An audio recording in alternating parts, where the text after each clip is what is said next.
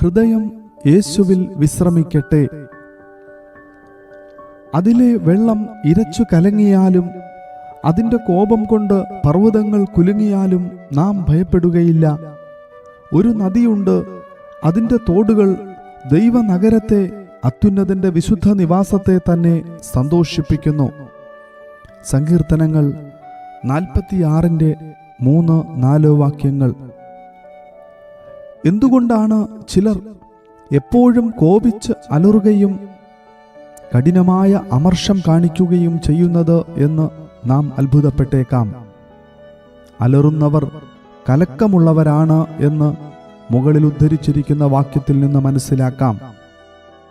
നിങ്ങളുടെ ഹൃദയം കലങ്ങിയിരിക്കുമ്പോൾ നിസ്സാരമായ കാര്യങ്ങൾക്ക് പോലും ആവശ്യമില്ലാതെ ബഹളമുണ്ടാക്കുകയും ഉത്കണ്ഠാകുലരാകുകയും ചെയ്യും. ദുഷ്ടന്മാരോ കലങ്ങി മറിയുന്ന കടൽ പോലെയാകുന്നു. അതിന് അടങ്ങിയിരിപ്പാൻ കഴിയുകയില്ല. അതിലെ വെള്ളം ചേറും ചെളിയും മേലോട്ട് തള്ളുന്നു. ദുഷ്ടന്മാർക്ക് സമാധാനമില്ല എന്ന് എൻ്റെ ദൈവം അരുളിച്ചെയ്യുന്നു. യെശയ്യാവ് 57:20-21 വാക്യങ്ങൾ. കലങ്ങിമറിയുന്ന കടൽ പോലെ നിങ്ങളുടെ ഹൃദയം അസ്വസ്ഥമാകുകയും ഹൃദയത്തിൽ സമാധാനം ഇല്ലാതാകുകയും ചെയ്യുമ്പോൾ നിങ്ങൾ ബഹളമുണ്ടാക്കുക മാത്രമല്ല, മറ്റുള്ളവരുടെ മുകളിലേക്ക് ചേറും ചെളിയും തള്ളുന്നവരുമായിരിക്കും. മറ്റൊരു വിധത്തിൽ പറഞ്ഞാൽ, കലങ്ങിമറിയുന്ന മനുഷ്യൻ തനിക്ക് ചുറ്റുമുണ്ടാകുന്ന എല്ലാ കാര്യത്തിനും എപ്പോഴും മറ്റുള്ളവരെ പഴിചാരുന്നവനായിരിക്കും. ദൈവ പൈതലേ, നിന്റെ പ്രശ്നത്തിന് നീ മറ്റുള്ളവരെ പഴിചാരുന്നുവോ? യേശുവിൽ നിന്റെ ഹൃദയം വിശ്രമിക്കുന്നില്ല എന്നുള്ളതാണ് അതിനു കാരണം.